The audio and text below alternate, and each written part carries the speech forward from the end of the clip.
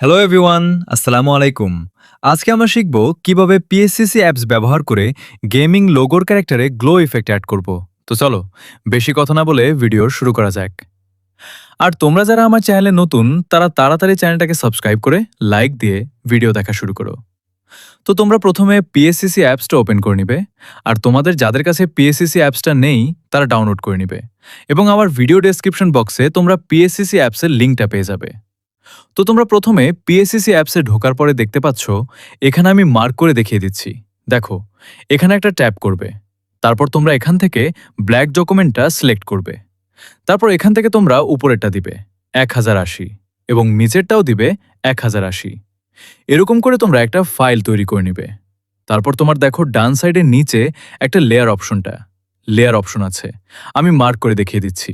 দেখো, এখানে একটা টেপ করবে, করার পরে এখান থেকে প্লাস অপশনটাতে প্রেস করবে, করার পরে এখান থেকে তোমরা ফটো লেয়ারটা সিলেক্ট করবে, তারপর আবার এখান থেকে ফটো লাইব্রেরিটা সিলেক্ট করবে, তারপরে এখান থেকে তোমাদের গ্যালারি থেকে যে কোনো একটা ব্যাকগ্রাউন্ড নিয়ে নিবে, ব্যাকগ্রাউন্ডটাকে সাইজ মতো বসিয়ে দিবে। এখান থেকে তোমরা আবার ডান দিকে নিচের লেয়ার অপশনটাতে চাপ দিবে, এখান থেকে আবার প্লাসে চাপ দিবে, তারপর আবার তোমাদের গ্যালারি থেকে যে কোনো একটা ক্যারেক্টারের পিএনজি সিলেক্ট করে নিবে, এখান থেকে তোমরা পজিশন মতো বসিয়ে নিবে, লেয়ারের উপর চাপ দিবে, চাপ দিয়ে উপরে দেখো একটা পেন্সিল আইকন দেখা যাচ্ছে, আমি মার্ক করে দেখিয়ে দিচ্ছি। দেখো, ওখানে একটা চাপ দেবে, তারপর এখান থেকে তোমরা সিলেক্ট পিক্সেল করে নিবে, আবার লেয়ারে চাপ দিবে। এখন দেখো সবার নিচে একটা খালি লেয়ার দেখা যাচ্ছে, ওইটাতে প্রেস করবে, করে ওইটাকে ক্যারেক্টারে পিএনজির উপরে আনবে।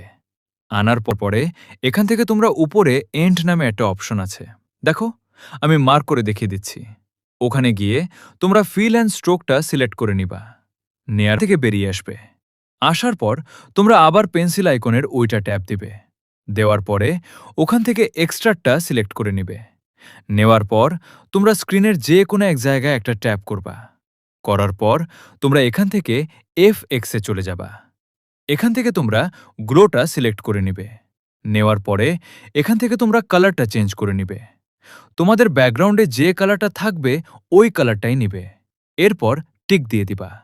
এরপর আবার FX-এ যাবা, গিয়ে ওইখান থেকে আবার গ্লোটা সিলেক্ট করে নিবা, নেওয়ার পর এখান থেকে এবার ব্লারটিকে 25 করে দিবে, তারপরে এখান থেকে টিক মার্কে ক্লিক করে বেরিয়ে আসবে।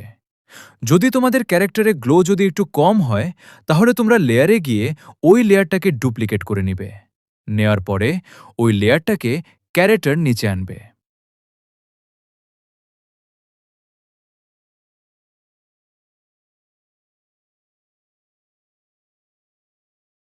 এরপর আমাদের ফেড দিতে হবে। ফেড দেওয়ার জন্য আমরা এবঙ্গে যাব, যাওয়ার পর ওখান থেকে ফেডটাকে সিলেক্ট করব, করার পর আমরা স্ক্রিনের যে কোনো এক জায়গায় হাত দিয়ে ধরে রেখে ফেডটাকে নাড়াতে পারব। এখন আমরা নিচের দিকে আমাদের মন মতো করে ফেড দিয়ে নেব। এরপর টিক মার্কে ক্লিক করে আবার আমরা এবঙ্গে যাব, যাওয়ার পর আবার ফেডটাকে সিলেক্ট করব, করার পর এই লাইনে ট্যাপ করব, করার পর এখান থেকে আমরা রিভার্স পোর্টটাকে সিলেক্ট করব। এরপর আগের বারের মতো করে আমরা এবার ক্যারেক্টারের উপরে ফেড দিয়ে নিব। এই তো আমাদের কাজ কমপ্লিট। তো তোমাদের যদি ভিডিওটা ভালো লেগে থাকে একটা লাইক, কমেন্ট, একটা শেয়ার করে দিতে কিন্তু ভুলবে না। আর আমি নেক্সটে কোন টপিকের উপরে ভিডিও আনবো সেটা তোমরা কমেন্ট বক্সে জানিয়ে দাও।